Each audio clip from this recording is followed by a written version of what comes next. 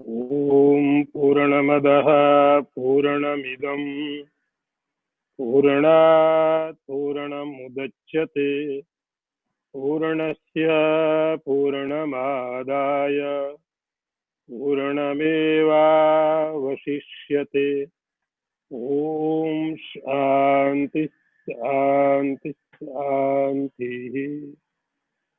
करं शङ्कराचार्यं केशवं वादरायणं सूत्रभाष्यकृतौ वन्दे भगवन्तौ पुनः पुनः। ईश्वरो गुरुरात्मेति मूर्तिभेदविभागिने व्योमवद्व्याप्तदेहाय दक्षिणामूर्तये नमः। ओम शांति शांति शांति।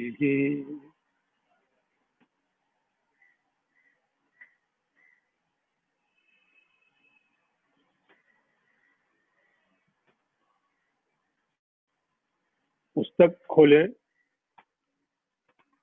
मैं मंत्र को पढ़ रहा हूँ।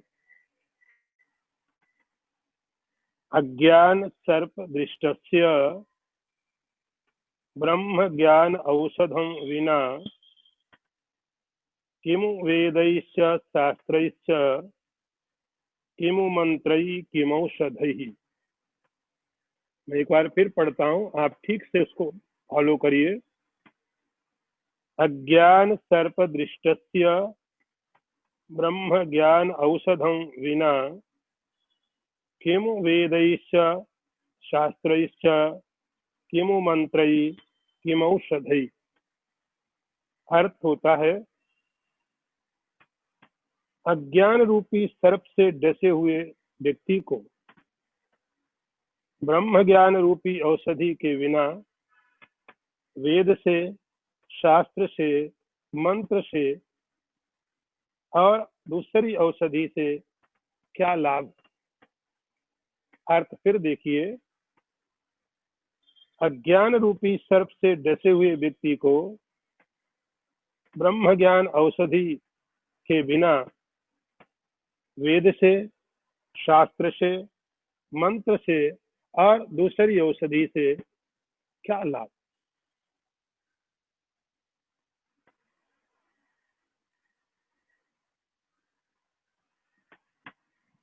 यहाँ आत्मज्ञान का क्या महत्व है, हम लोग इस पर विचार कर रहे हैं। शंकराचार्य जी के द्वारा दृष्टांत दिया उन्होंने कि जैसे कोई व्यक्ति और उसको किसी सांप ने काट लिया, तो सांप के काटने के बाद धीरे धीरे उस व्यक्ति को उस सांप के जहर के कारण उसकी चेतना लुप्त होने लगती, अचेतन होने लगता है और उसके शरीर के सभी अंग काम करना बंद करने लगते हैं और धीरे धीरे उसकी मृत्यु हो जाती है।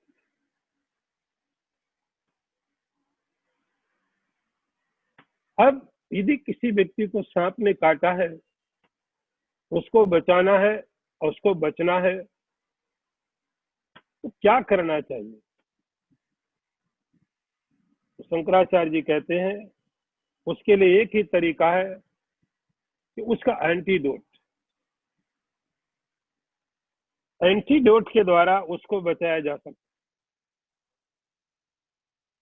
अब एंटीडोट न दे करके उस व्यक्ति के पास में बैठ करके कोई वेद का पाठ करे, शास्त्रों को अध्ययन करे, मंत्रों का पाठ करे और दूसरी दूसरी दवाइयां का प्रयोग करे, जो उस सांप के जहर से कोई मतलब नहीं रखती हैं, ऐसी दवाइयों का उपयोग करें, तो उस व्यक्ति के लिए उसका कोई फायदा नहीं होता है। ये दृष्टांत दिया। अब ठीक इसी प्रकार से अब ये जो व्यक्ति है, यहाँ दृष्टांत के बाद यहाँ सर्प है अज्ञान, इग्नोरेंस। अज्ञान ये सांप है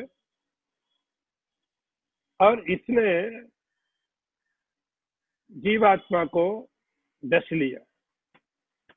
डस लिया मतलब इस अज्ञान के द्वारा उसकी जो चेतना है, जो कॉन्शियसनेस है, जो उसका अपना स्वरूप है, वो विस्मृत हो गया।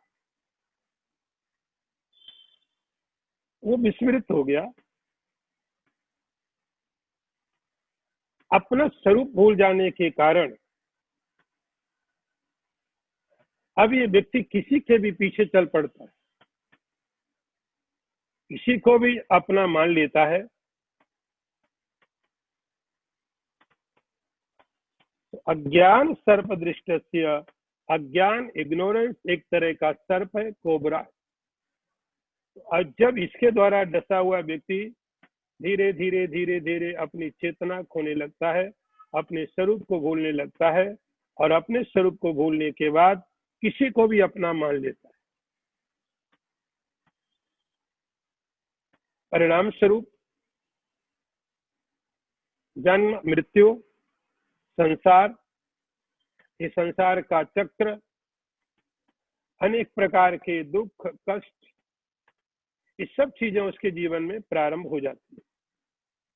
तो अज्ञान रूपी सर्प को, अज्ञान रूपी यहाँ जो सर्प है, उस इग्नोरेंस के द्वारा, अज्ञान के द्वारा जो व्यक्ति पकड़ा गया है, डसा गया है, यदि उसको सुखी करना है, उसका उपाय क्या है? तो शंकराचार्य जी बहुत सीधे सीधे तरीके से बताते हैं, ब्रह्म ज्ञान औषधम। उस व्यक्ति का एंटीडोट क्या होगा? आपका अपना जो अज्ञान है, उस अज्ञान को दूर करने के लिए यहां लिखा ब्रह्म का ज्ञान।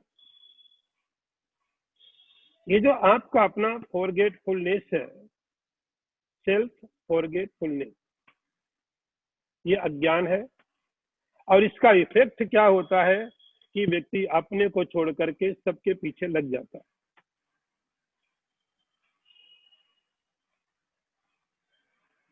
शरीर को मान लिया, इसको मान लिया। तो शंकराचार्य जी कहते हैं इसका एंटीडोट क्या? ब्रह्म ज्ञान औषधम। इसकी एकमात्र औषधि है ब्रह्म ज्ञान, ब्रह्म ज्ञान।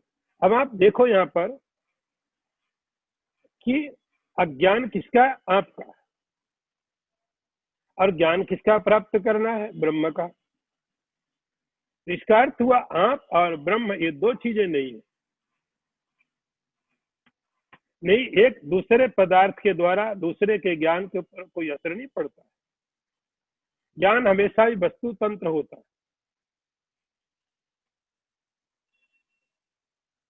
ज्ञान वस्तु तंत्र होता है।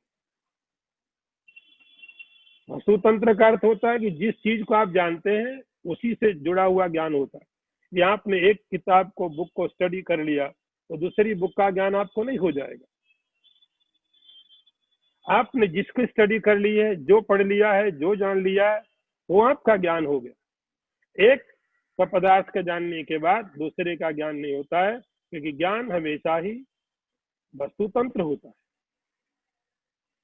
तो यहाँ शंकराचार्य जी कहते हैं अज्ञान रूपी सर्प के द्वारा जो डसा हुआ व्यक्ति है, उसका उपाय क्या? ब्रह्म अज्ञान औषधम।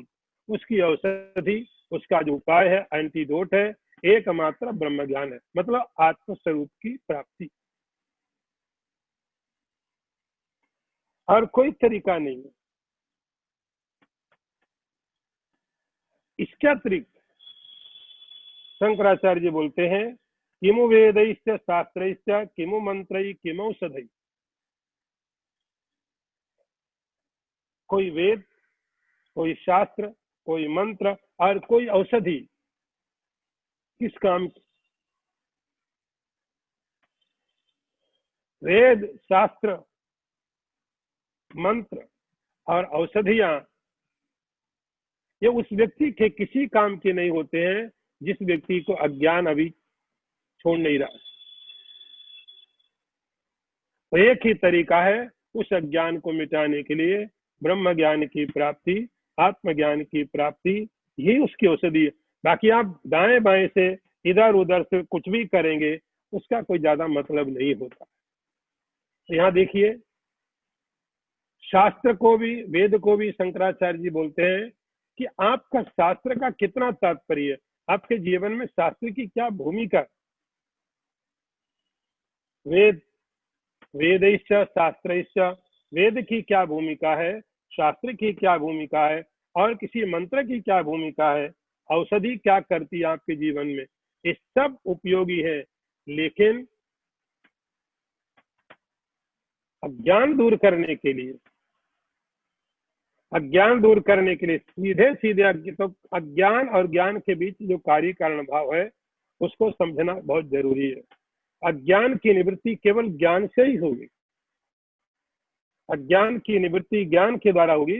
इसीलिए एकमात्र उस व्यक्ति को अज्ञान से छुड़ाने के लिए ब्रह्म ज्ञान ही औषधि है और कोई औषधि उसकी नहीं है। अगला मंत्र देखिए,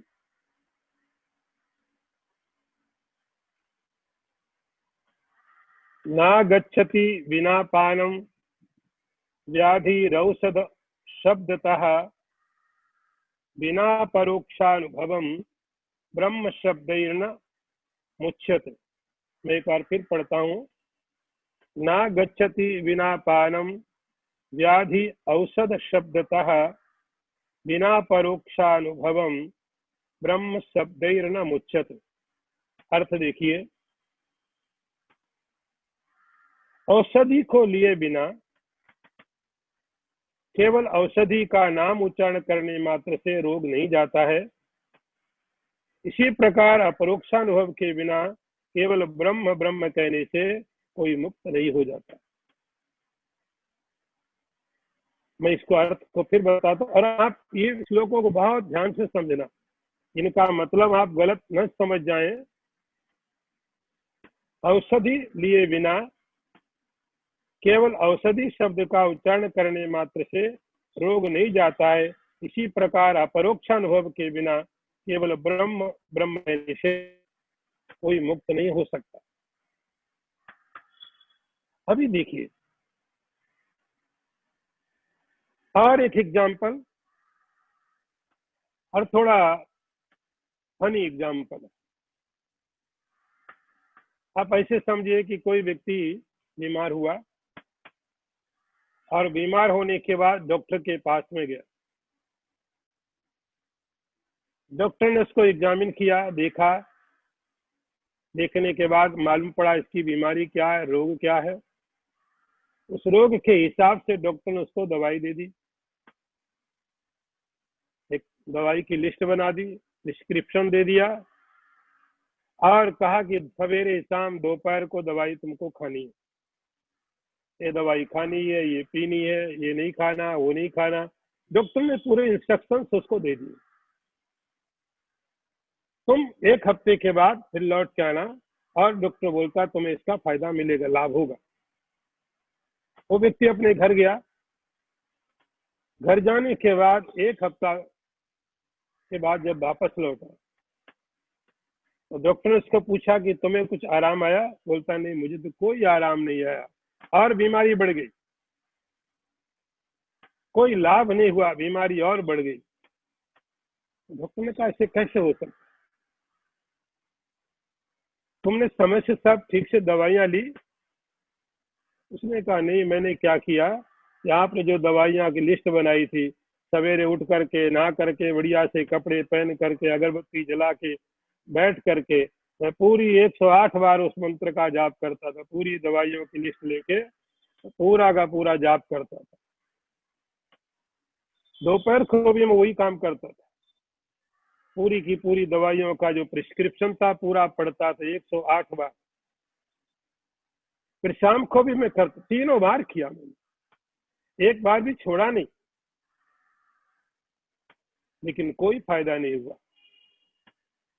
कोई अर्थ नहीं निकला इन दवाइयों का। डॉक्टर ने कहा कि तुम्हें इस बीमारी से पहले तो मेंटल ट्रीटमेंट की जरूरत। तुम पागल हो।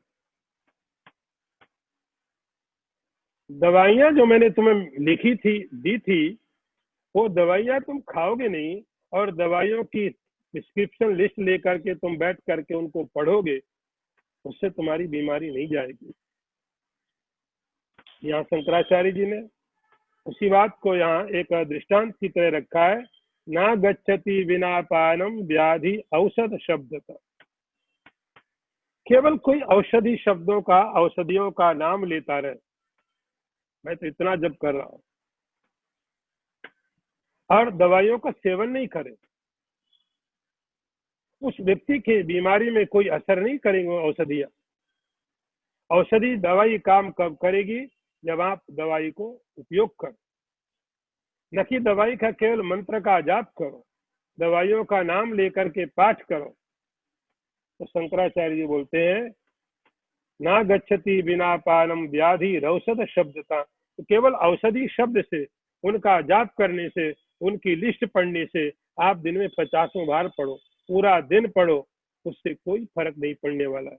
दवाई लेनी पड़ती है रोग दूर करने के लिए। ठीक वैसे ही बिना अपरोक्षानुभवम ब्रह्म शब्देन मुच्यते। उसी प्रकार से कोई व्यक्ति इन मंत्रों को, जैसा मैंने कहा, बहुत सावधानी से समझना पड़ेगा, बहुत ध्यान के साथ। ठीक है, अब जिस स्तर में गुरु शिष्य को समझा रहा है, यहाँ पर केवल शब्द, प्रश्न और उत्तर नहीं है कि किसी शास्त्र को समझने के लिए, किसी फिलोसॉफी को समझने के लिए आपको ज्यादा कुछ नहीं चाहिए होता। आपको थोड़ी भाषा का ज्ञान होना चाहिए, इंटेलिजेंस ही होनी चाहिए,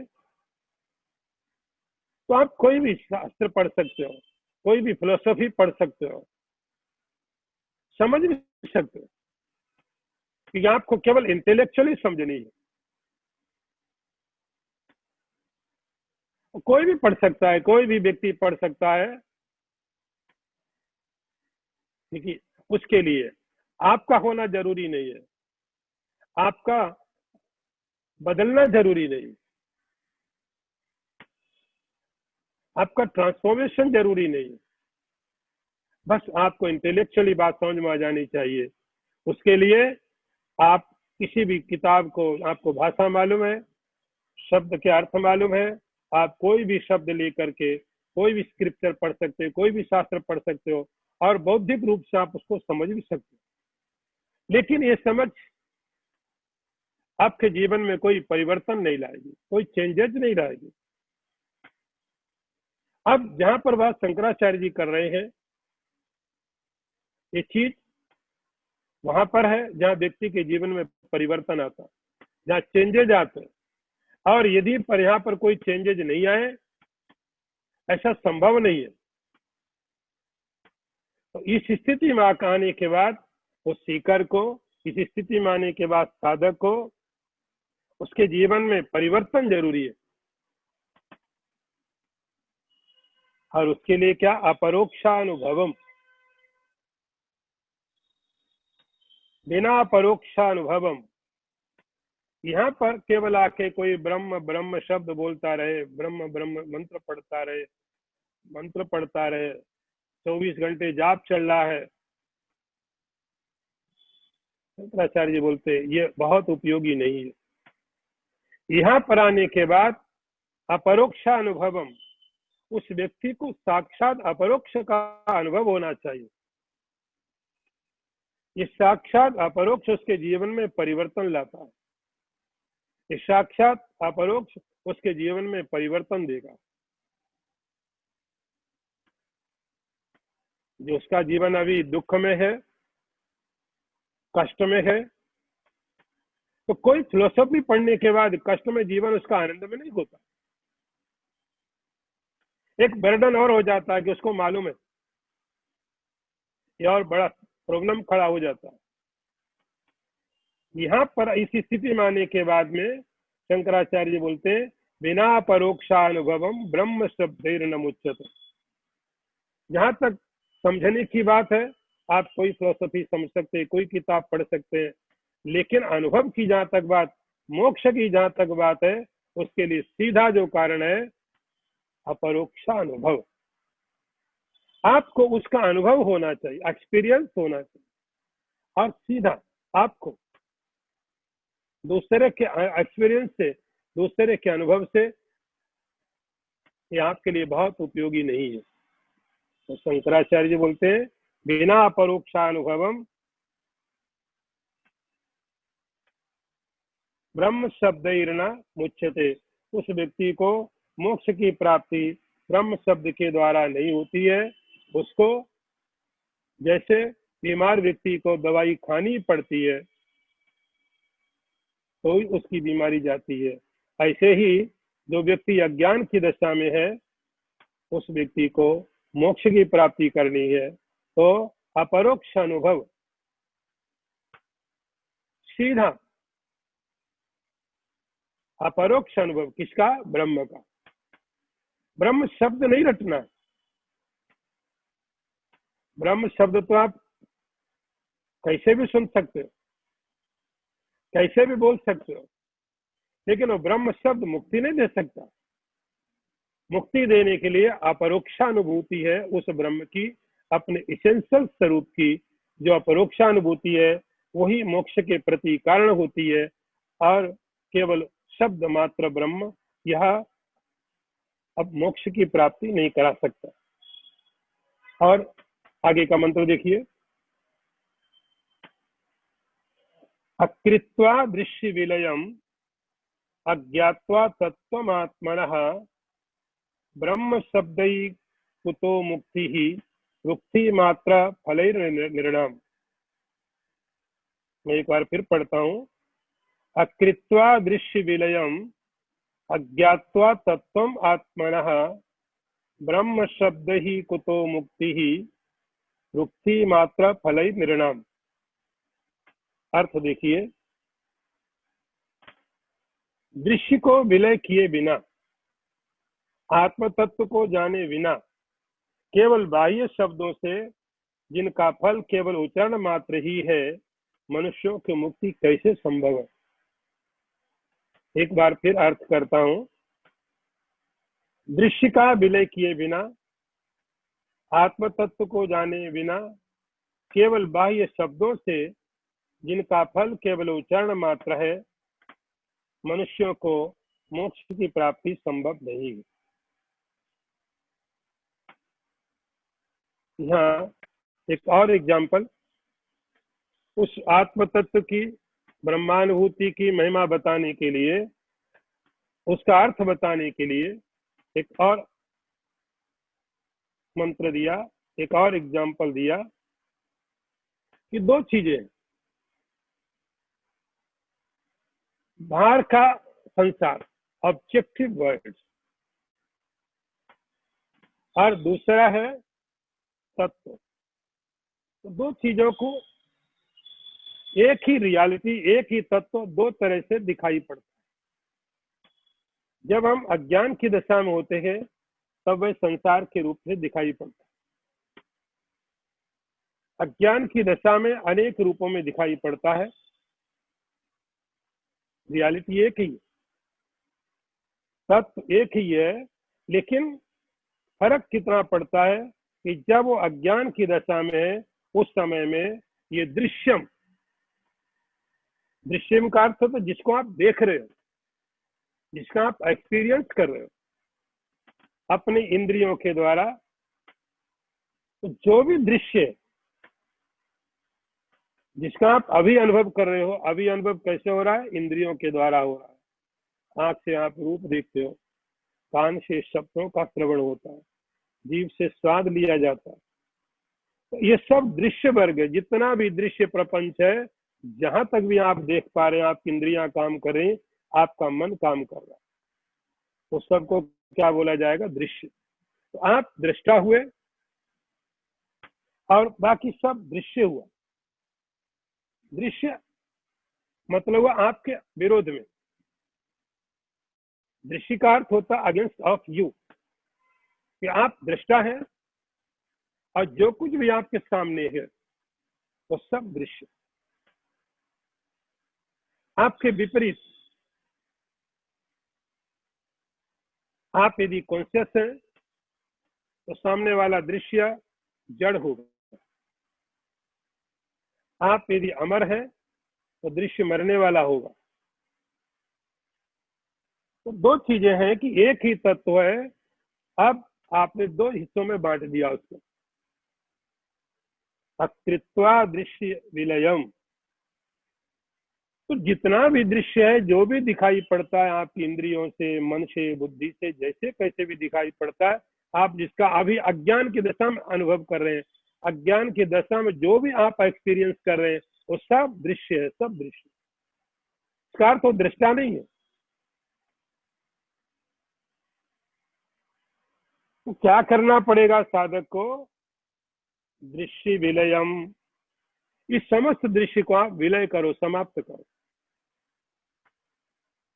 दृश्य को विलय करने का अर्थ हुआ कि आप इस दृश्य को विलय, आप कोई परमाणु बम लेके थोड़ी खत्म कर दोगे। विलयम का अर्थ है अब ये दृश्य दृश्य रूप से नहीं रह जाएगा। इसको क्या करना पड़ता है? कृत्वा, करना पड़ेगा। विलयम, इसीलिए आपको बताया जाएगा, पीछे के साधनों में आपने सुना है, शम दम उपरति। शम दम, इंद्रियों का निग्रह किया, मन का निग्रह किया, और अब आपके जितने भी थॉट प्रोसेस हैं ये सब वहां से वापस होकर के दृश्य से आपके पास आ गए। तो अभी तक जो बाहर सब इंद्रियां जा रही थी, आंख कहीं घूम रही थी, कान कुछ सुन रहे थे, तो जब आपने पीछे के साधनों में आपको बताया गया शम दम उपरति, तो शम के द्वारा, दम के द्वारा आपने इंद्रियों को निग्रह किया, और उपरति के द्वारा वे समस्त इंद्रियां वहां से वापस लौट करके आपकी आ गई वापस। बस दृश्य का विलय हो गया। जैसे आप गाढ़ी नींद में जाते हैं, डीप स्लीप में जाते हैं, साउंड स्लीप, तो दृश्य कहाँ होता? आप होते हो लेकिन दृश्य नहीं होता। जैसे गाढ़ी नींद में, सुषुप्ति में आप होते हो लेकिन दृश्य नहीं होता, दृश्य का विलय हो गया। ये दृश्य, आप जहाँ सोए हैं वहां सब कुछ, आप महल में सो सकते हो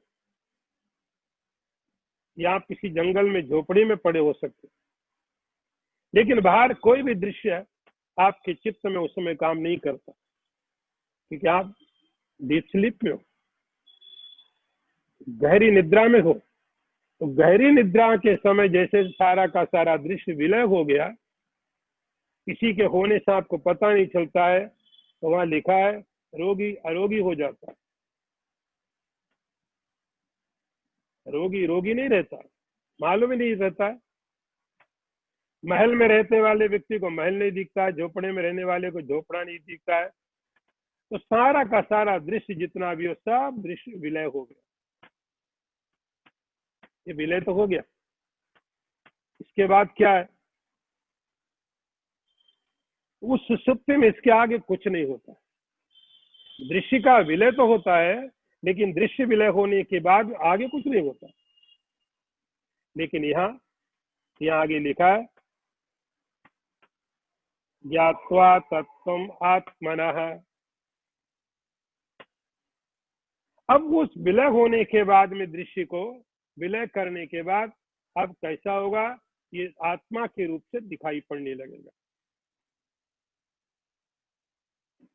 विलय होने के बाद जब दृश्य चला जाएगा तो ऑटोमेटिकली दृष्टा वहां पर प्रस्तुत हो जाएगा। जब दृश्य दिखाई पड़ रहा था तब दृष्टा नहीं था। अब दृश्य जैसे विलीन हुआ वैसे ही दृष्टा यहाँ पर प्रकट हो जाता है। ये पूरी प्रक्रिया। यहाँ शंकराचार्य जी बोलते हैं कि जब तक अकृत्वा दृश्य विलयम, किसी व्यक्ति ने दृश्य का विलय किया नहीं, ऐसे ही सब दृश्य दिख रहा है, ऐसे ही पदार्थ दिखाई दे रहे हैं, ऐसे पदार्थों की सत्यता दिखाई पड़ता है, सब कुछ चीजें पहले जैसी दिख रही हैं, और अज्ञात्वा तत्व आत्मना, आत्म तत्व को भी नहीं जाना, आत्म तत्व को जाना नहीं, संसार का विलय किया नहीं, इस व्यक्ति को मुक्ति की प्राप्ति कैसे संभव है? इस व्यक्ति को मोक्ष की प्राप्ति संभव ही नहीं हो सकती है अकृत्वा दृश्य विलयम, जिसने अभी तक दृश्य का विलय नहीं किया। न शम है, न दम है, न उपरति है, सब पदार्थ वैसे ही है। अज्ञात्वा तत्वम आत्मना, अभी जिसने आत्म तत्व को जाना नहीं, जैसा उसका स्वरूप है वैसा जाना नहीं, और केवल ब्रह्म शब्द ही, ब्रह्म शब्द को लेकर के अहम ब्रह्मास्मि, अहम ब्रह्मास्मि, अहम ब्रह्मास्मि, इस प्रकार के मंत्रों का केवल जाप करता रहे।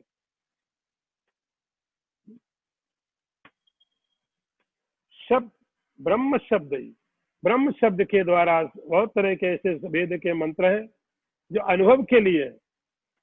आप सब फर्क समझ लेना, एक मंत्र का जाप होता है,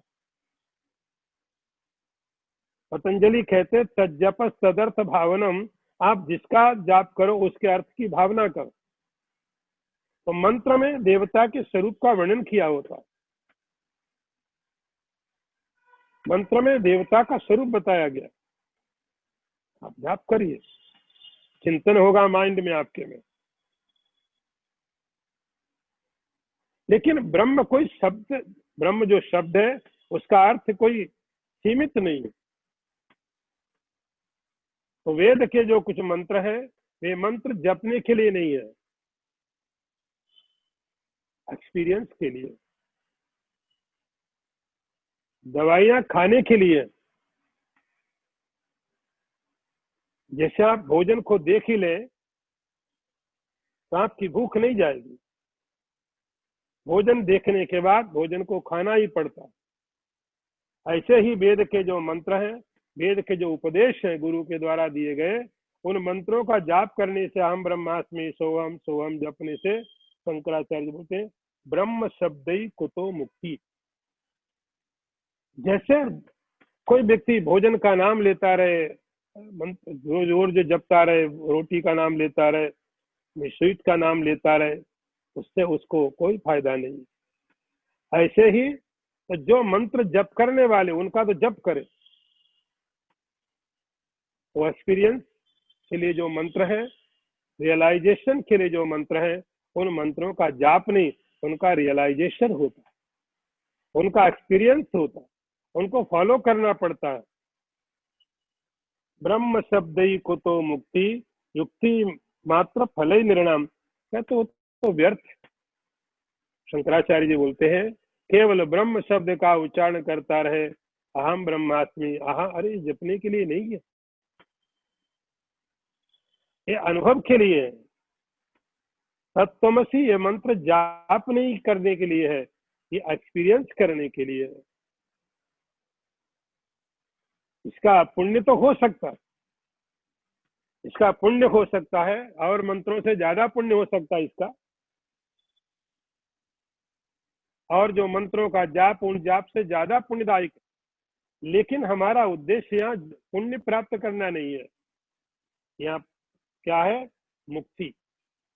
तो ब्रह्म शब्द ही कुतो मुक्ति, शंकराचार्य बोलते हैं कि केवल कोई ब्रह्म का जाप करता रहे, ब्रह्म के मंत्र का जाप करता रहे, अहम ब्रह्मास्मि सोहम सोहम कहते, इससे उस व्यक्ति को मोक्ष की प्राप्ति नहीं होती है।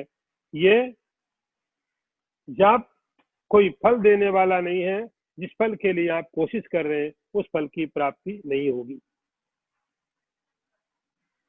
अगला मंत्र देखिए, एक और एग्जाम्पल है, अकृत्वा शत्रु संहारम अगत्वाखिल भूश्रियम राजा अहमिति शब्दान नो राजा भवितुमर्हति। अर्थ एक बार और मैं बोलता हूं इसको। अकृत्वा शत्रु संहारम अगत्वा अखिल भूश्रियम राजा अहम इति शब्दान नो राजा भवितुमर्हति। इसका अनुवाद देखिए, अर्थ क्या है। बिना शत्रुओं का वध किए, बिना संपूर्ण पृथ्वी मंडल का ऐश्वर्य प्राप्त किए मैं राजा हूं, ऐसा कहने से कोई राजा नहीं हो जाता। फिर अर्थ देखिए, बिना शत्रुओं को समाप्त किए, बिना संपूर्ण पृथ्वी का ऐश्वर्य प्राप्त किए मैं राजा हूं, ऐसा कहने मात्र से कोई राजा नहीं हो सकता। एक और एग्जाम्पल, और बहुत लौकिक एग्जाम्पल। इस शंकराचार्य जैसे महापुरुष ही कर सकते हैं इतनी कठिन चीज को इतने आसान शब्दों में पोएटिक तरीके से चीजों को समझा सकते साधकों को। एक एग्जाम्पल दिया, दूसरा दिया, तीसरा दिया, एक एक चीज को अलग अलग एंगल से। अब ब्रह्म ज्ञान की बात समझ में नहीं आई, और एक दृष्टांत दे दिया कि जैसे तुम समझो कि किसी व्यक्ति को राजा बनना, तो राजा बनने के लिए क्या करना पड़ेगा। आपके अधिकार में धरती होनी चाहिए, आपके पास में सेना होना चाहिए, खजाना होना चाहिए, महल होना चाहिए, सारी धरती पर आपकी आधिपत्य आपका होना चाहिए, तब आप राजा। सम्राट होने के लिए कंडीशंस क्या है, शर्तें क्या है कि आपके पास आपका अधिकार हो, हर कोई आपकी बात को मान रहा हो। आप जबरदस्ती फोर्स से भी मनवा सकते हैं। तो जिस व्यक्ति ने सारी की सारी पृथ्वी के ऊपर में अपने आदेश को पालन करने के लिए सबको मजबूर किया, सारी धरती की संपत्ति उसके पास है, अब ये सब प्राप्त करने के लिए उसके शत्रु बहुत होंगे। महाभारत का युद्ध, युधिष्ठिर को राज्य चाहिए, तो इतना बड़ा महाभारत तो करना पड़ेगा। शुरू में तो अर्जुन मना करता, मुझे राज्य नहीं चाहिए, न राज्यम कांक्षे कृष्ण, इतना बड़ा संहार करके मुझे राज्य नहीं चाहिए। तो भगवान ने कहा यदि तुम्हें राज्य चाहिए तो मारना ही पड़ेगा, यदि तुम्हें साम्राज्य चाहिए तो आपके जो शत्रु होना स्वाभाविक है। यदि आपको आत्मज्ञान चाहिए तो आपको कोई शत्रु नहीं हो सकता, आजाद शत्रु। आपको अपने आप तक सीमित रहना है तो आपका कोई शत्रु कैसे हो सकता। शत्रु तब होंगे जब आप बाहर के पदार्थों पर जाएंगे, इकट्ठा करेंगे, आप इकट्ठा करेंगे, दूसरे लोग भी कोशिश कर रहे हैं उसको इकट्ठा करने के लिए, दोनों कोशिश कर रहे हैं। अब इसमें संघर्ष पैदा होगा, जो जीतेगा वो प्राप्त करेगा, जो जीतेगा वो प्राप्त करेगा। तो सम्राट होने के लिए शंकराचार्य जी बोलते हैं लौकिक दृष्टांत है कि व्यक्ति को अपने जितने शत्रु सामने खड़े हों शत्रुओं को मारना ही पड़ेगा, और जिसने अपने शत्रुओं को नहीं मारा, अकृत्वा शत्रु संहारम, जिसने अपने शत्रुओं का संहार नहीं किया और सारी धरती के ऊपर में जिसने राज्य नहीं अपना फैला दिया, सब लोग जिसका कहना नहीं मानते हैं, सारी धरती पर जिसका राज्य नहीं है, वो व्यक्ति केवल अपने आप कहता रहे कि मैं राजा हूं, मैं सम्राट हूं, मैं राजा हूं, पागल। ये व्यक्ति सम्राट नहीं, राजा नहीं, विक्षिप्त व्यक्ति। आप राजा हैं तो आपको कहने की जरूरत नहीं कि आप राजा हो, दूसरे लोग जानते हैं। आपका वैभव, आपका अधिकार, आपकी संपत्ति, वो सब बताती है कि तुम सम्राट। उसके लिए किसी और को बताने की जरूरत नहीं पड़ती। तो बहुत लौकिक दृष्टांत दिया शंकराचार्य जी ने कि जैसे कोई व्यक्ति राजा बनने के लिए जो काम चाहिए, अधिकार चाहिए, शत्रुओं का संहार चाहिए, जब तक नहीं करता है तब तक केवल मैं राजा हूँ, मैं राजा हूँ ऐसा कहने से कोई राजा नहीं बन जाता है। ठीक इसी तरह से जिस व्यक्ति ने इस संसार का विलय नहीं किया, आत्म तत्व को समझा नहीं और केवल कहता अहम ब्रह्मास्मि, मैं ब्रह्म हूँ, मैं ब्रह्म हूँ, शंकराचार्य जी बोलते हो पागल हो सकता। ये मंत्र का जाप नहीं है, ये मंत्र का एक्सपीरियंस है, इस मंत्र का अनुभव है। अनुभव करने की जरूरत है, इसका जाप करने की जरूरत नहीं है। और आखिर अगला मंत्र देखिए, थोड़ा बड़ा मंत्र है, मैं इसको पढ़ता हूं, आप धीरे धीरे इसको मेरे साथ पढ़िए। आप्तोक्तिम खननम तथा उपरि शिलाद्युत्कर्षणम स्वीकृतिम निक्षेपास्तमपेक्षते नहीं वही शब्दैस्तु निरगच्छति तद्वद् ब्रह्म विदोपदेश मनन ध्यानादिभिर्लभ्यते माया कार्य तिरोहितम सममलम तत्वम न दुर्युक्ति भी। मैं एक बार फिर पढ़ता हूँ। आप्तोक्तिम खननम तथा उपरि शिलाद्युत्कर्षणम स्वीकृतिम निक्षेपास्तमपेक्षते नहीं वही शब्दैस्तु निरगच्छति तद्वद् ब्रह्म विदोपदेश मनन ध्यानादिभिर्लभ्यते माया कार्य तिरोहितम सममलम तत्वम न दुर्युक्ति भी। अर्थ देखिए इसका। पृथ्वी में गड़े हुए धन को प्राप्त करने के लिए जैसे प्रथम किसी विश्वसनीय व्यक्ति का कथन, आपका वाक्य, फिर उस पृथ्वी को खोदना, फिर वहां से कंकड़ पत्थर आदि हटाना, फिर गड़े हुए धन को स्वीकार करने की आवश्यकता होती, समय आता। केवल बात करने से वह धन बाहर नहीं निकलता है। इसी प्रकार से मायक प्रपंच में शून्य निर्मल आत्म तत्व भी ब्रह्मविद गुरु के उपदेश तथा उसके मनन और निधिध्यासन आदि से प्राप्त होता है, केवल बातों से नहीं। अर्थ फिर समझिए कि जैसे पृथ्वी में गड़ा हुआ धन है, उस धन को प्राप्त करने के लिए सबसे पहली बात आप तो किसी विश्वसनीय व्यक्ति का कथन, वो बताए यहाँ पर धन है। उसके बाद उस जगह को खोदना, आप तो खननम तथो ऊपरी, उसके बाद उसके ऊपर जो पत्थर हैं, शिलाएं हैं, कंकड़ हैं, उनको हटाना। फिर वो धन मिलता तो उसको निक्षेपा समपेक्षते, उस धन को अब आप इकट्ठा कर लेते। इसी तरह से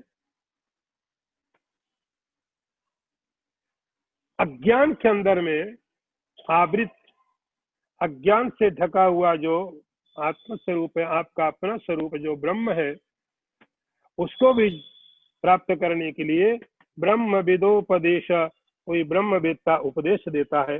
उपदेश देने के बाद आप उसका मनन करते हैं और निधिध्यासन करते हैं, फिर ये सब माया का कार्य समाप्त हो जाता है।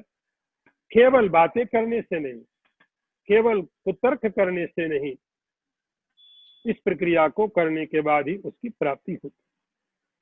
अब एक और एग्जाम्पल दिया और दृष्टांत दिया शंकराचार्य जी ने, स्पष्ट करने के लिए इसी बात को कि आपके आत्मज्ञान का कितना महत्व है।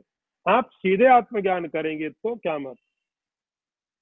एक दृष्टांत दिया कि जैसे पृथ्वी के अंदर में धन गड़ा,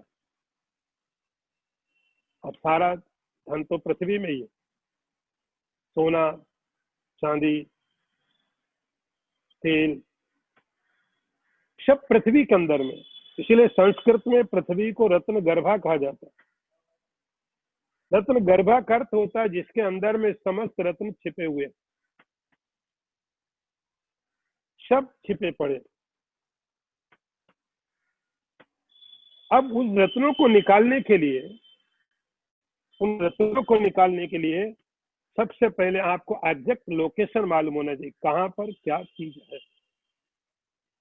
कहां पर क्या है आपको मालूम पड़े। आपको सोना निकालना तो ये जगह है, तो ये बताने वाला आप्तोक्ति बोला। आप्त का अर्थ होता है संस्कृत में ऐसा व्यक्ति जो झूठ नहीं बोलता और जिसे मालूम भी है। आप्त वाक्य प्रमाण बोला जाता है। जो प्रमाण है प्रत्यक्ष, अनुमान, उपमान और आप्त। आप्त का अर्थ ऐसा व्यक्ति जिसको मालूम भी है और झूठ भी नहीं बोलता। आप्तोक्ति खननम, तो उस आप्त व्यक्ति आके बताता है कि यहाँ पर ये चीज गड़ी हुई है। पुराने समय में बैंकिंग का सिस्टम नहीं था, तो बहुत से लोग अपना धन पृथ्वी में गाड़ देते थे, गाड़ने वाला व्यक्ति मर भी जाता था, धन धरती में रह गया। इस प्रकार से बहुत सारा धन धरती में टूट जाता था लोगों का, राजाओं के महलों में। तो कोई आप्त व्यक्ति, आज हमारे पास टेक्नोलॉजी है, हम लोग टेक्नोलॉजी का यूज करके जान सकते हैं कि कहां पर क्या चीजें हैं, हमें मालूम पड़ सकता है कि कहां पर क्या है। तो आप्तोक्ति का अर्थ है आपको सही लोकेशन मालूम होना चाहिए। फर्क नहीं पड़ता है कि कोई व्यक्ति आपको बताए या आप किसी टेक्नोलॉजी से जाने। उस समय टेक्नोलॉजी एडवांस नहीं थी, तो जो लोग जानकार थे वो बता सकते थे यहाँ पर धन गड़ा हुआ है, विश्वास करो और खोदो। ऐसे ही यहाँ पर अब टेक्नोलॉजी एडवांस है, तो आप जान सकते हैं यहाँ पर सोना है, चांदी है, ये धातु है, यहाँ क्रूड ऑयल है, तो आप खोद सकते हैं। आप्तोक्ति का अर्थ हुआ कि आपको एग्जैक्ट लोकेशन मालूम होना चाहिए, आपको सही जगह मालूम होनी चाहिए कहाँ पर क्या है। उसके बाद खननम, फिर उसको खोदना शुरू करते। खोदने का अर्थ की चीज आपके सामने है लेकिन आपके काम के लिए आपको दिखाई नहीं पड़ी, आप यूज नहीं कर सकते। आपको उसके ऊपर जो पत्थर है, मिट्टी है, जो जो ऑब्स्टिकल्स हैं, आप उन लेयर को हटाते। तथोपरिशिला द्युत्कर्षणम स्वीकृतिम, उसके ऊपर में जो शिला है, पत्थर है, मिट्टी है, जो भी आप धीरे धीरे उन सबको हटा देते। हटाने के बाद में निक्षेपा, जो अंदर में खजाना छिपा हुआ, वो आपको प्राप्त हो जाता है। ये सीधा सीधा एक गणित है, सीधी सीधी थ्योरी। कि पृथ्वी के अंदर गड़े हुए धन को प्राप्त करने के लिए आपको ये साधन लेने पड़ते हैं और फिर आप प्राप्त कर लेते हैं। यहाँ पर क्या है, तद्वद ब्रह्म पद उपदेश मननम। ये जो खजाना था पृथ्वी के अंदर गड़ा हुआ था, उसको ढूंढने का तरीका है ये। और केवल कोई शब्द लेके बैठ जाए कि वहां पर बैठ के मंत्र का जाप करने लग जाए, खजाना अपने आप बाहर निकल आएगा। शंकराचार्य जी बहुत प्रैक्टिकल, सत्य वक्ता। जो सत्य है, हो सकता आपको कई बार समझ में नहीं आए, लेकिन जो सत्य है वो कह रहे हैं कि आपको धरती के अंदर से गड़े हुए खजाने को निकालने के लिए प्रक्रिया का पालन करना ही पड़ेगा। आप केवल वहां बैठ के मंत्र का जाप शुरू कर दो, हवन यज्ञ शुरू कर दो, इससे वो धन तो नहीं निकलेगा। उसके लिए आपको जो उसकी तरीका है, प्रक्रिया आप पूरी करो। तद्वत, अब वैसे ही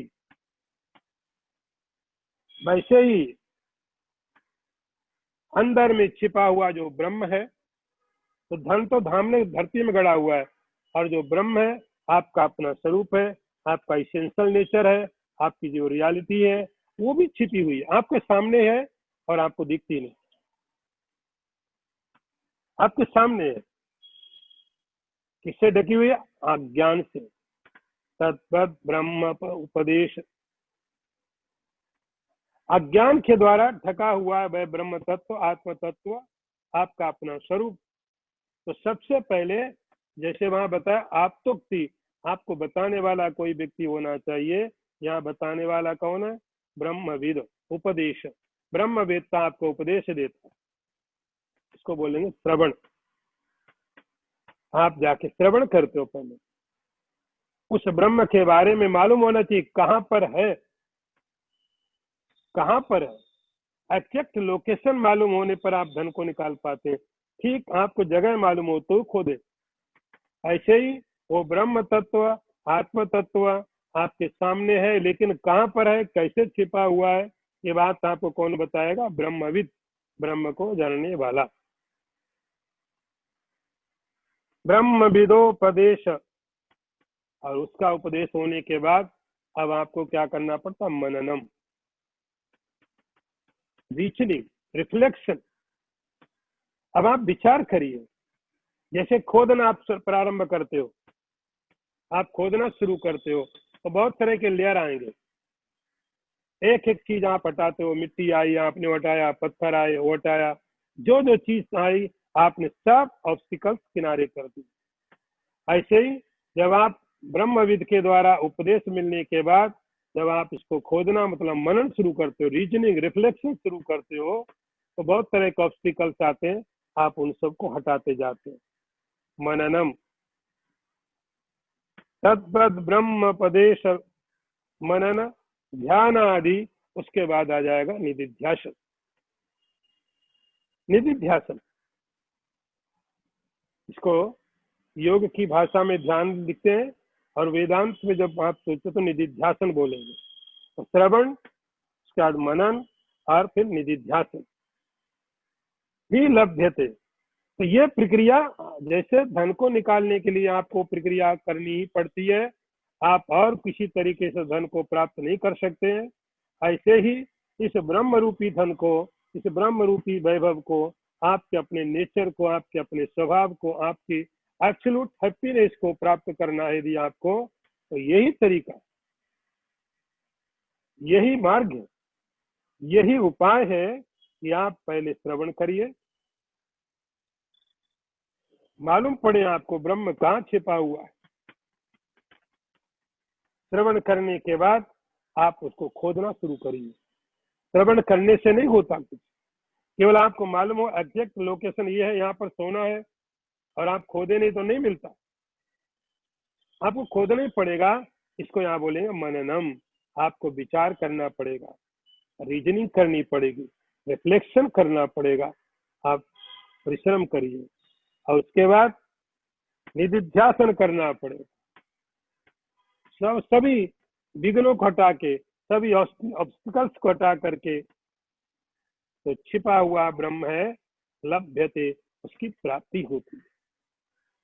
छिपे हुए ब्रह्म को जो आपके सामने था, उस सामने वाले ब्रह्म को आपको श्रवण करना पड़ेगा, मनन करना पड़ेगा, निधिध्यासन करना पड़ेगा, फिर आपको उसकी प्राप्ति होगी। माया कार्य तिरोहितम, सब माया का जितना कार्य है वो सब छिप जाएगा, और वो ब्रह्म अपने आप आपके सामने प्रकट हो जाएगा। ना तत्वम दुर्युक्ति भी, केवल आप दुर्युक्ति, कुतर्क करते रहेंगे, कुतर्क करते रहेंगे, आर्गुमेंट करते रहेंगे, उससे उस ब्रह्म की प्राप्ति नहीं होगी, शब्दों से उसकी प्राप्ति नहीं होगी। उसके लिए आपको इस एक्सपीरियंस के थ्रू निकलना ही पड़ेगा। तो अभी आज का ये टॉक यही पूरा करते हैं।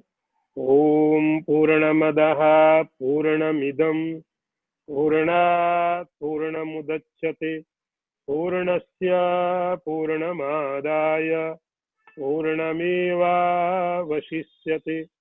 ओम शांति शांति शांति। शंकरं शंकराचार्यं केशवं वादरायणं सूत्रभाष्यकृतौ वन्दे भगवन्तौ पुनः पुनः। ईश्वरो गुरुरात्मेति मूर्तिभेद विभागिने व्योमवद्व्याप्तदेहाय दक्षिणामूर्तये नमः। ओम शांति शांति शांति।